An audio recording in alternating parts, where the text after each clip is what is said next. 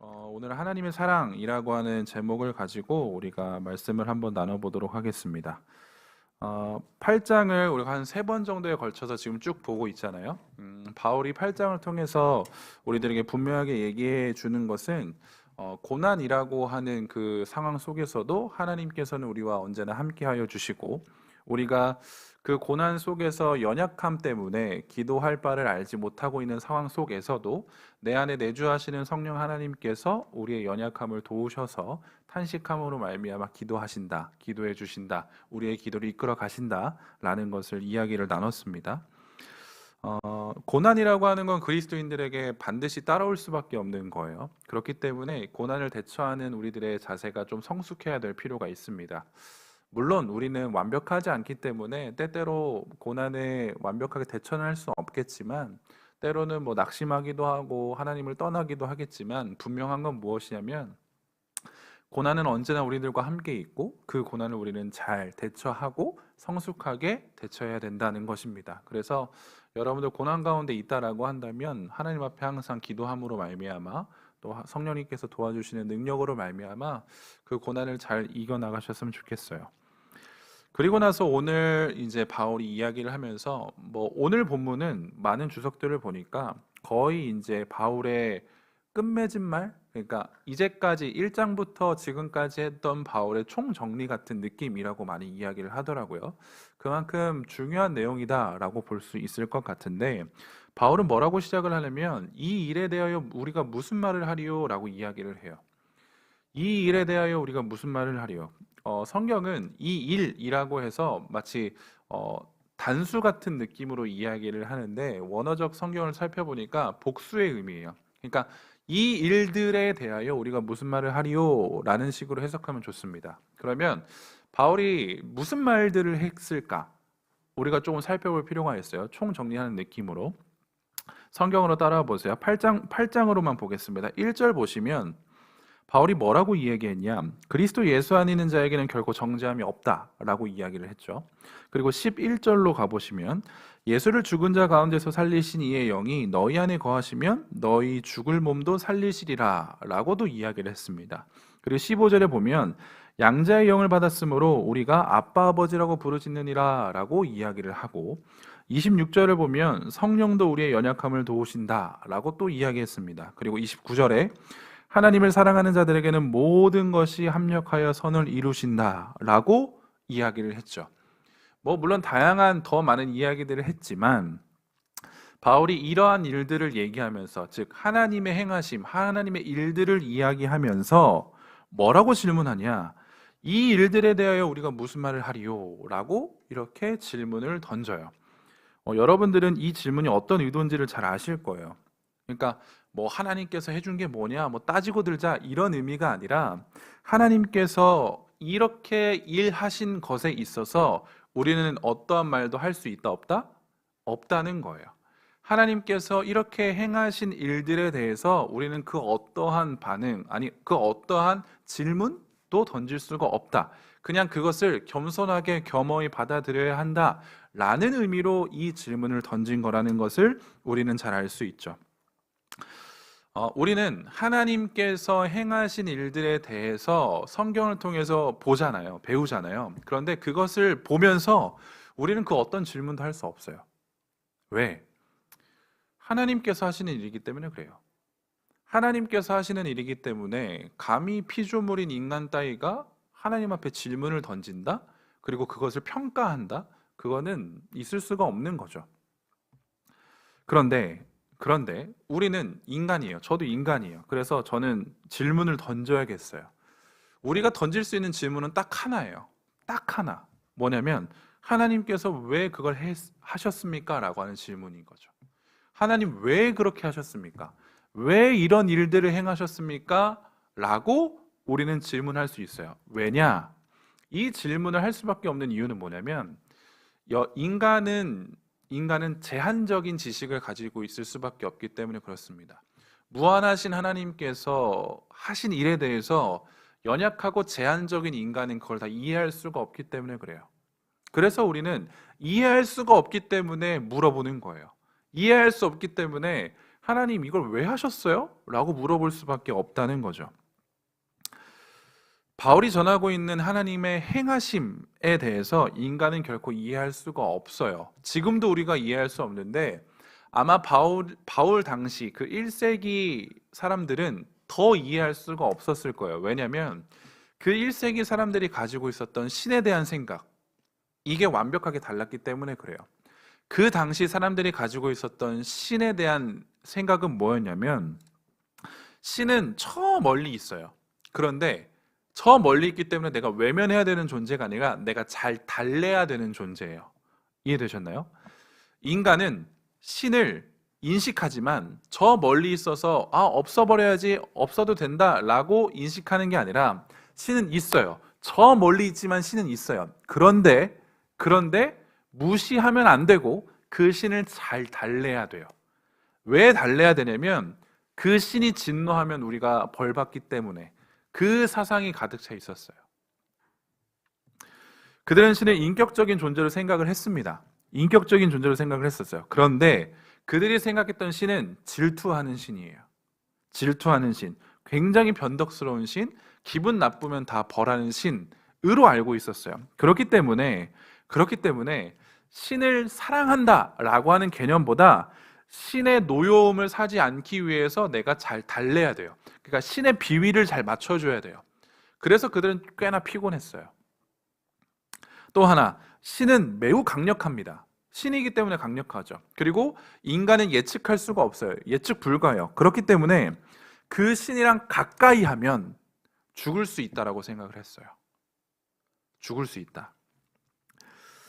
신이 인간의 삶에 개입하는 순간 복이 엄청나게 들어오는 게 아니라 신이 인간 사이에 개입을 하면 멸망할 것이다 라는 것이 그들이 가지고 있었던 신관이었다라고 하는 겁니다. 그렇기 때문에 바울이 전한 신에 대한 이야기가 더 받아들일 수가 없는 거죠. 그들이 생각했던 신, 그리고 바울이 이야기하는 신, 너무 달라요. 너무 달라요. 너무 다르기 때문에 바울의 이야기를 믿을 수가 없고 이해할 수가 없는 거죠. 그렇기 때문에 우리는 하나님 앞에 질문 하나를 던질 수밖에 없죠. 하나님 왜 그렇게 하셨습니까? 라고 질문을 던질 수밖에 없죠. 그런데 32절, 오늘 본문 32절을 보면 진짜 더 이해할 수 없는 말씀이 주어져요. 그러니까 우리는 이해하겠지만 그 당시 사람들에게는 이해할 수 없는 거죠. 자기 아들을 아끼지 아니하시고 우리 모든 사람을 위하여 내주시니가 어찌 그 아들과 함께 모든 것을 우리에게 주시지 아니하겠느냐. 바울이 지금 하나님이라는 신을 이야기하고 있고 그 신에 대해서 이야기를 하고 있는데 뭐라고 이야기하냐면 그 신은, 하나님은 우리를 위해서 무엇까지 내주셨냐면 자기 아들까지 내주었다고 이야기를 해요. 그들이 가지고 있었던 신과는 신이 우리와 가까이 하면 돼야 안 돼요? 안 돼요. 신이 인간을 위해서 뭘 한다? 아니요. 인간이 신을 위해서 뭘 해야 되는 거예요. 그게 마땅한 거예요. 왜? 신을 잘 달래야 되니까. 신이 노여워하면 안 되니까. 그런데 바울이 지금 이야기하고 있는 신은 너무 달라요. 인간을 위해서 뭘 했냐면 그의 아들을 내줬대요. 되게 완곡한 표현이지만 우리는 그게 무슨 말인지 잘 알고 있죠. 에베소서 1장, 골로새서 1장, 히브리서 9장을 말씀을 보면 내어주다라고 하는 표현을 이렇게도 표현을 합니다. 우리는 그리스도 안에서 그의 은혜의 풍성함을 따라 그의 피로 말미암아 속량 곧 죄사함을 받았다. 그 아들 안에서 우리가 속량 곧 죄사함을 얻었다. 그리고 이로 말미암아 그는 새 언약의 중보자이시니 이는 첫 언약 때의 범한 죄에서 속량하려고 주구사 부르심을 입은 자로 하여금 영원한 기업의 약속을 얻게 하려 하심이라 라고 이야기를 해요. 하나님이라고 하는 신이 자기 아들을 내어줬다라고 하는 표현을 속량이라고 하는 표현을 썼거든요. 이 속량은 값을 지불하고 자유롭게 해준다는 거예요. 값을 지불해요. 바울은 아끼지 아니하였다라고 하는 이 완곡한 표현을 사용하긴 했지만 실상 그가 이야기하고자 하는 것은 무엇이냐면 우리가 자유할 수 있는 것은, 우리가 구원받았다라고 이야기할 수 있는 것은 뭐냐면 하나님께서 그의 아들의 핏값을 지불해 주셨기 때문에 우리가 자유할 수 있다라고 이야기를 해요. 가장 의로우신 그분의 피의 값이 지불이 됐기 때문에 그 어느 누구도 사탄도 심지어 천사도 우리를 정죄할 수 없다고 계속 이야기를 하죠. 신이라고 하는 작자가 인간을 위해서 자기 아들을 죽여버렸다. 이건 도무지 이해가 안 되는 거죠. 참으로 이해할 수 없어서 인간들은 질문할 수밖에 없어요. 하나님 왜 그렇게 하셨습니까? 그런데 바울은 이 질문에 이렇게 대답을 하죠. 하나님이 우리를 택하셨어요. 우리 의롭다 하셨어요. 그렇기 때문에 우린 더 이상 정죄하지 않아요. 정죄당하지 않아요. 심지어 사망이나 생명이나 천사들이나 권세자들도 우리를 함부로 할 수 없어요. 왜냐하면 하나님께서 사랑 그 자체이신 하나님께서 우리를 사랑하시기 때문이다 라고 이야기를 해요. 만약에 바울이 여러분들이 그걸 했기 때문에 여러분들이 그 신의 노여움을 풀기 위해 그 신에게 잘 보이기 위해 무엇인가를 했고 그게 감동이 되어서 신이 감동받아서 이렇게 했습니다 라고 이야기했다면 아마 사람들은 끄덕였을 수도 있어요.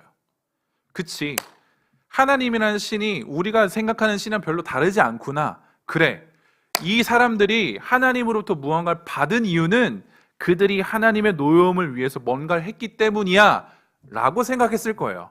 받아들이기 어렵지 않았을 거예요. 그런데 바울은 뭐라고 이야기하냐면 그런 거 없어. 너네들이 뭘 해서가 아니라 사랑 그 자체이신 하나님이 우리를 사랑하셔서 그래 라고 이야기를 해요. 사랑이라는 걸 건드리죠. 사랑을 건드려요. 바울 시대의 사람들은 신은 달래야 하는 존재였지만 바울이 전한 하나님, 신은 사랑으로 먼저 찾아오시는 아빠, 아버지셨어요. 너무 다르죠. 신이 아버지예요. 신이 아버지예요. 너무 다른 신의 개념을 지금 바울은 이야기하고 있는 겁니다. 그래서 사람들은 이해하기 어려웠죠. 아마 바울이 하나님이 우리를 사랑하셔서 그래요 라고 하는 이 정답을 내놨어도 사람들은 고개를 저었을 거예요. 그건 말도 안 된다고. 바울이 로마서를 쓴 이유에 대해서 제가 언급을 해드렸잖아요. 그 당시 로마 교회 안에 문제가 발생했어요. 어떤 문제가 발생했죠? 하나됨이 깨어졌죠. 하나됨이 깨어졌기 때문에 바울은 이 문제를 해결하기 위해서 뭘 제시했죠? 복음을 제시했어요. 바울이 생각할 때 이 공동체 안에서의 하나됨이 깨어져 버렸어요. 이걸 회복할 수 있는 가장 좋은 방법, 아니 유일한 방법이 복음이었기 때문에 복음을 제시한 거였죠. 교회 공동체 안에서 유대인들과 이방인이 섞여 있었죠. 서로 막 손가락질해요. 야, 유대인 너네들이 뭐냐? 이방인 너네들이 뭐냐? 서로 손가락질을 하고 있었기에 그 하나됨이 깨어지고 있었다라고 하는 겁니다. 그 상황에서 바울은 공동체 하나됨을 위해서 깨어진 관계를 회복하기 위해서 그것을 지켜내기 위해서 복음을 제시했는데 궁극적으로 복음이 뭘 얘기하냐면 이걸 얘기하죠. 하나님이 너를 사랑한다는 걸 이야기해요. 바울이 복음을 이야기하면서 예수 그리스도를 이야기하면서 이 깨어짐을 회복시키기 위하여서 하고 싶었던 이야기가 뭐냐면 하나님이 널 사랑해 이거예요. 복음이라는 건 하나님의 사랑이에요. 자기 아들을 내어줄 만큼 여러분들을 사랑해서 하나님께서 이 땅에 아들을 보내셨고 그를 죽이셨다는 것을 성경은 이야기하죠. 사랑의 이야기예요. 바울이 복음이라고 하는 대안을 준 이유는 뭐냐면 복음을 통해서 뭘 깨닫게 되냐면 내가 신의 사랑을 받은 자이구나. 하나님의 사랑을 받은 자이구나. 심지어 그의 아들을 죽이면서까지 나를 사랑하시는 거구나. 이 사랑을 깨달을 수 있기 때문에 복음을 제시해 준 거예요. 교회 공동체는 복음으로 하나 되는 공동체이거든요. 서로 다른 모습이에요. 우린 다 서로 다른 모습이잖아요. 그런데 우리들 공통점이 있어요. 공통점은 무엇이냐면 우리는 복음을 경험했다는 거예요. 이 말은 무엇이냐면 하나님이 나를 사랑하시는구나를 우린 경험했다는 거예요.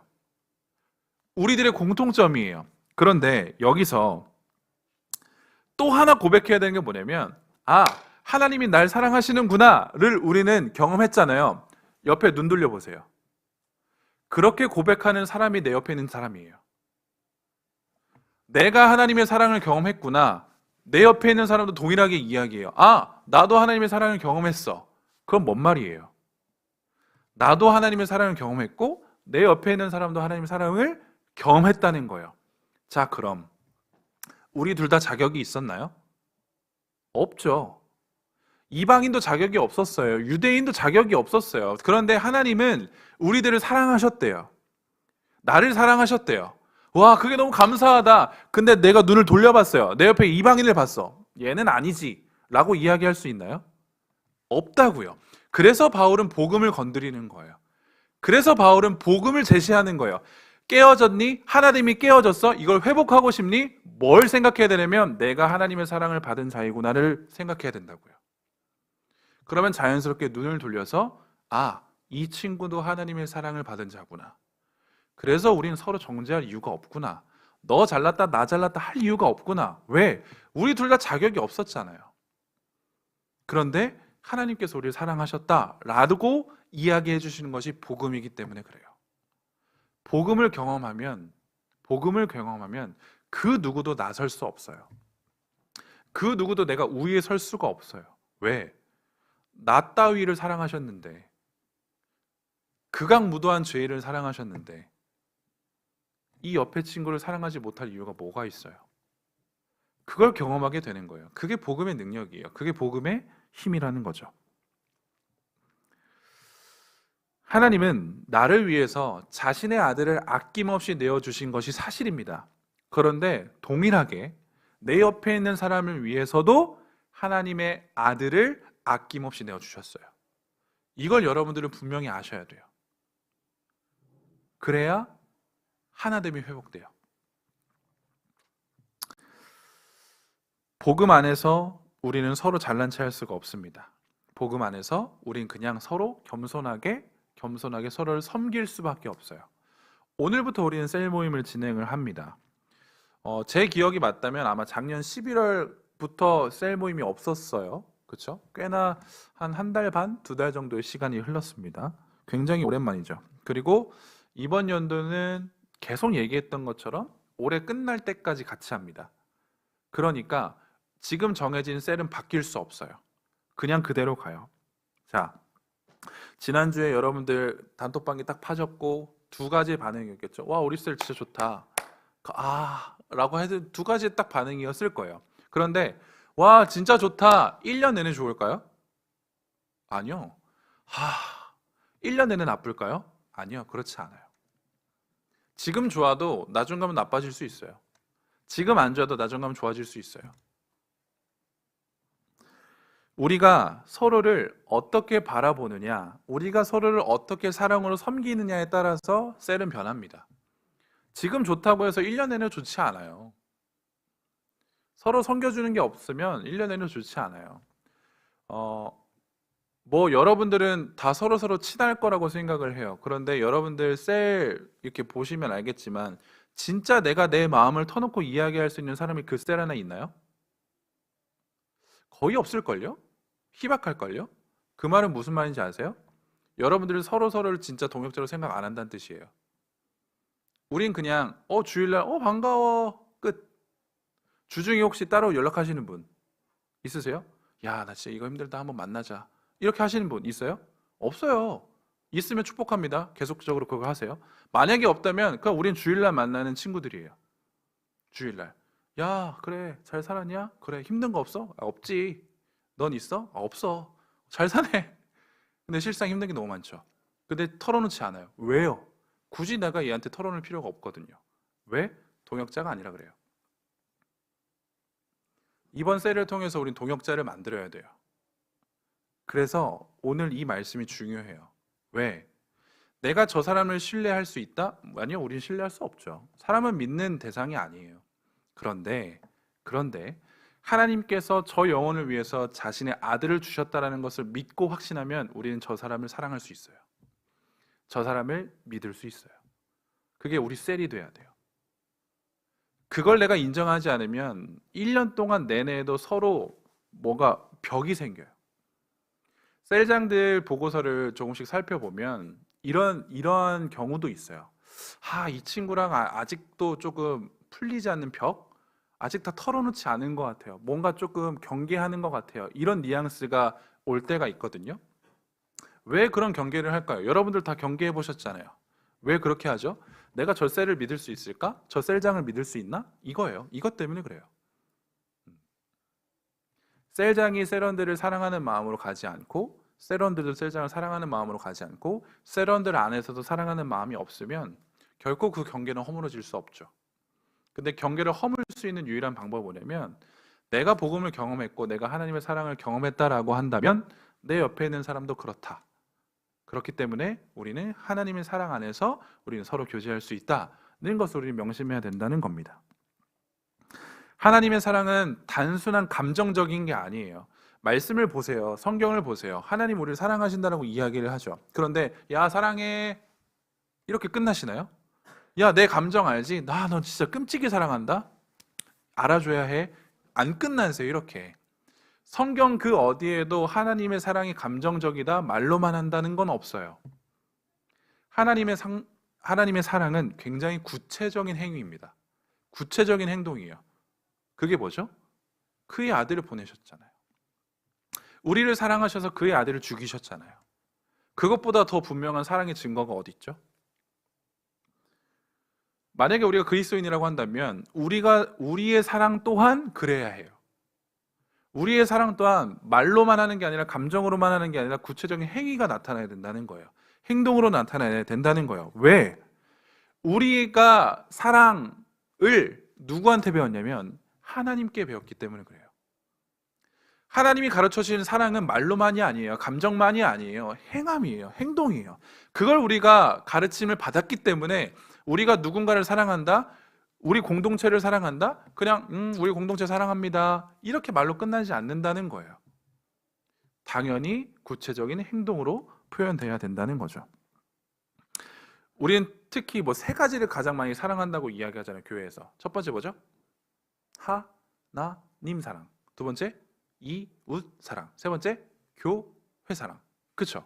여러분들 이것 좀 한 번쯤 다 이야기하셨을 거예요. 하나님 내가 사랑한다. 손 들어야 돼요. 빨리. 손 안 들으면 여기 있으면 안 돼요. 자 내리세요. 예은아 손. 자 내리시고. 자 이웃 사랑한다. 손. 이거 들어야 되는데. 자 내리고. 교회 사랑한다. 손. 그렇죠? 다 이렇게 돼요. 이렇게 된단 말이에요. 우린 이건 말로 너무 많이 했죠. 그렇죠? 그럼 제가 이거에 대해서 구체적으로 한번 이야기를 해드릴게요. 어떻게 사랑을 표현해야 되는지. 첫 번째, 하나님 사랑한다. 어떻게 표현하면 좋을까요? 바깥에 그럼 외치면서 다닐래요? 하나님 사랑합니다! 이러고 외치고 다녀요? 아니죠. 어떻게 해야 돼요? 4년째 이야기합니다. 예배 잘 드리셔야 돼요. 하나님 사랑하세요? 예배 늦으시면 안 돼요. 하나님 사랑하십니까? 예배 늦으시면 안 되죠. 예배 빼먹으면 안 돼요. 사랑하는 남자친구, 여자친구 약속 잡았어요. 늦어요? 그러면 둘 중 한 명 이렇게 생각할걸요? 예전과 같지 않은 걸? 사랑이 식었는 걸? 당연하죠.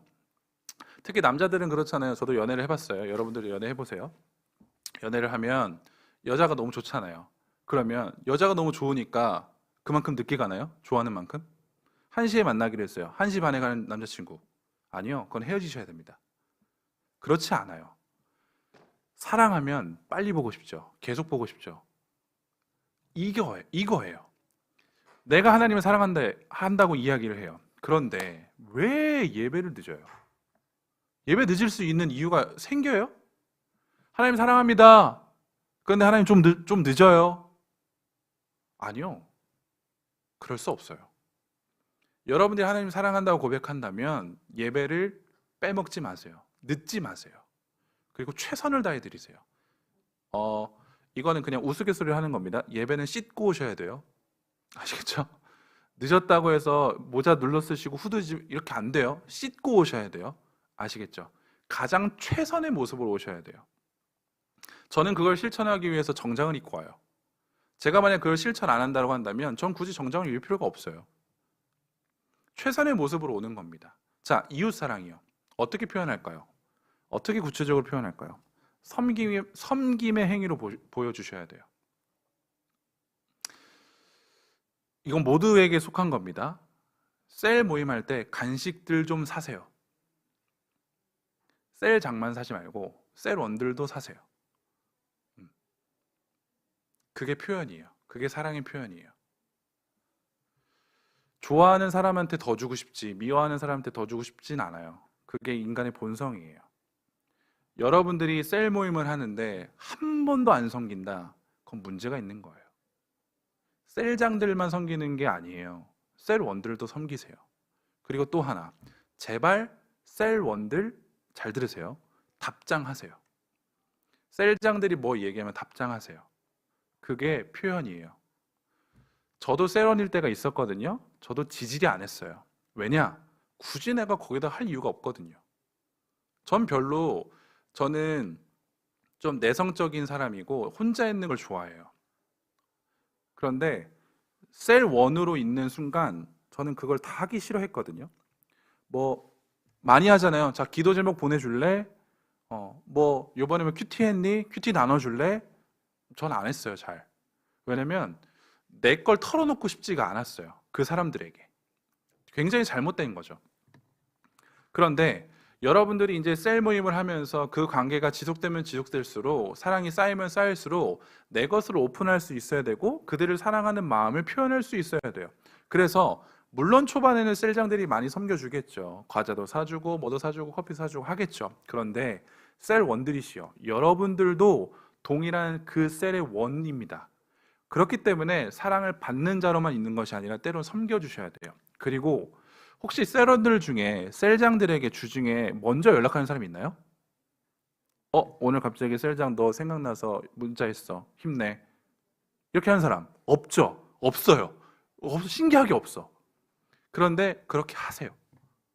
그게 사랑의 표현이에요. 그게 섬김의 표현이에요. 작년 5월 달 스승의 주일로 기억하거든요. 여러분들이 저에게 이렇게 엽서로 편지를 써준 거 기억하세요? 그리고 또 하나 기억하셔야 될 게 뭐냐면, 그렇게 제가 편지를 받았어요. 그래서 제가 그 편지를 두고 집을 갔어요. 그래서 전 되게 뿌듯하죠. 왜냐면 여러분들이 저에게 편지를 써줬으니까. 그리고 제 아내랑 그걸 같이 공유해요. 이렇게 써서 저렇게 써서 막 되게 뿌듯해요. 그래서 편지를 다 읽고 흐뭇한 표정으로, 뿌듯한 표정으로 이렇게 제가 정리를 했어요. 아내가 무슨 말 했는 줄 알아요? 애들한테 연락해, 한 명씩. 그래서 제가 작년에 여러분들에게 연락한 거예요. 기억 안 나죠? 그래서 저만 기억해요. 늘 선행은 저만 기억해요. 되게 놀라셨을걸요? 예전 같았으면 저 이래, 그냥 그럼 귀찮아, 굳이 뭐 애들 다 알아. 애들 뭐 그렇게 마음 있게 나한테 쓴 거 아니야, 막 이러면서 내가 넘겼을 거라고요. 그런데 제 아내가 이렇게 얘기했어요. 한 명 한 명씩한테 고마움을 표현해, 얘기해 라고 해서, 그땐 제가 알겠어 라고 하면서 여러분들에게 카톡을 보낸 거예요. 제가 만약에 여러분들에게 그렇게 하지 않았다면, 내가 우리 공동체원들을 이만큼 생각한다, 사랑한다 라고 하는 것을 여러분들은 알 수가 없죠. 제가 아무리 교역자 회의 시간에 주중에 전 우리 청년부를 사랑합니다 라고 암만 얘기해봤자 여러분들은 모르실 거예요. 왜? 제가 여러분들에게 표현하지 않으니까. 마찬가지예요. 여러분들이 우리 이웃을 사랑한다? 여러분들 내 셀원들에게 표현하셔야 돼요. 셀장에게 표현하셔야 돼요. 셀장도 사람이에요.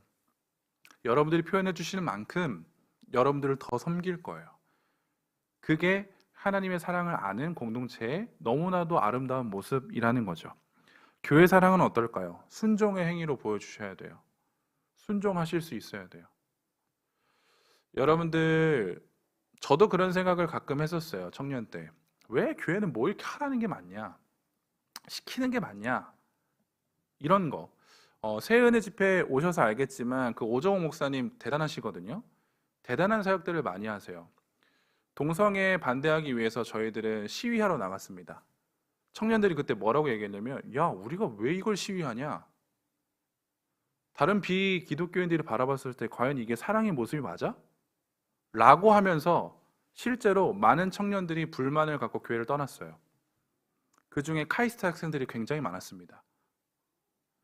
왜 동성애 반대 시위를 왜 기독교인들이 나가냐는 거예요. 그리고 왜 우리 새로운 교회가 앞장서냐는 거예요.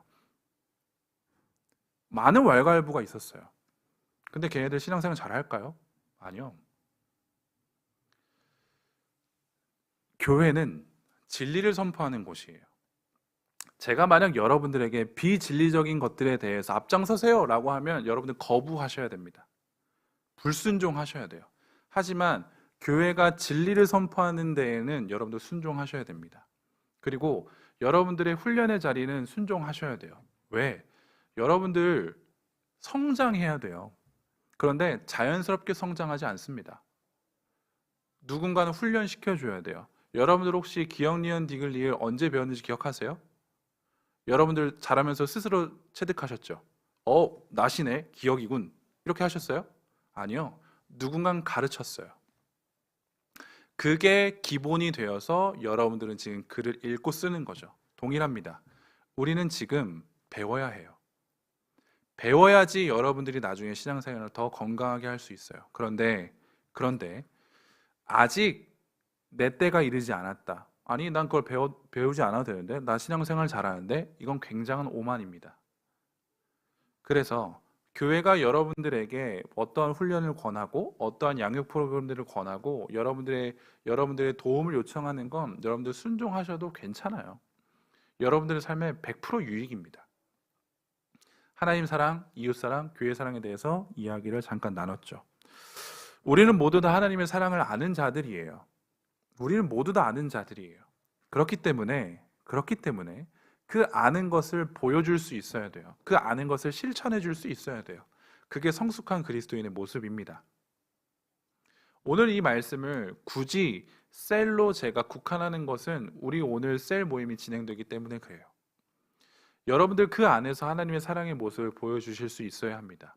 그게 우리들에게 보여지는 모습, 원하는 모습인 거죠. 말씀을 마무리하겠습니다. 오늘 본문에서도 바울이 뭐라고 얘기하냐면 하나님의 사랑은 결코 끊을 수가 없대요. 결코 끊을 수가 없대요. 이건 우리가 믿음으로 확신하셔도 됩니다. 하나님의 사랑을 그 누구도 끊어낼 수가 없습니다. 그 말은 무엇이냐면 하나님의 사랑 안에 있는 자들 또한 결코 끊어낼 수가 없다는 거예요. 내가 하나님을 사랑한다면, 그리고 내 옆에 있는 동역자도 하나님을 사랑한다면 우린 하나예요. 이걸 끊어낼 수가 없어요. 우리가 임의대로 끊어낼 수가 없다고요. 내 기분 나빠서, 난 쟤 싫어서 끊어낼 수가 없어요. 이건 교회 공동체의 진짜 모습이에요. 이걸 우리가 지켜나가야 될 모습이에요. 그렇기 때문에 여러분들 셀 모임 진행하시면서, 맞아요, 때로는 우리가 얼굴 붉힐 수 있어요. 때로는 내가 기분 나쁠 수 있고, 내가 때로는 저 사람을 다르게 볼 수 있어요. 하지만 그게 오래 가서는 안 돼요. 서로가 서로에 대해서 진정으로 용서할 수 있어야 되고, 서로의 부족한 모습들을 친히 정직하게 이야기할 수 있어야 되고, 그걸 또 수용해 줄 수 있어야 되고. 여러분들의 셀 원들끼리의 사이는 전 잘 몰라요. 불편한 순간들이 있을 수도 있을 것 같아요. 그런데 하나님께서 그렇게 해주신 이유가 있겠지라고 하는 것에 한번 기대해 보세요. 그래서 하나님의 인도하심과 하나님이 어떻게 해결해 가실지 또한 여러분들이 한번 기대해 가셨으면 좋겠습니다. 그러면 여러분들 1년 후, 아니 11월 달, 12월 달 되면 여러분들 셀에 대한 굉장한 애착이 있을 겁니다. 그러면 우리는 성장하는 거예요. 올 한 해 우리는 그 셀을 성장시켜야 합니다. 그래서 여러분들의 사랑이 필요하고 여러분들의 표현이 필요하다는 것. 왜냐하면 우리는 하나님의 사랑을 경험한 자들이기 때문에 이 분명한 사실을 기억하고 교회를 사랑하고 또 셀을 사랑하고 더 나아가 하나님을 더욱 사랑하는 우리가 되면 좋겠습니다.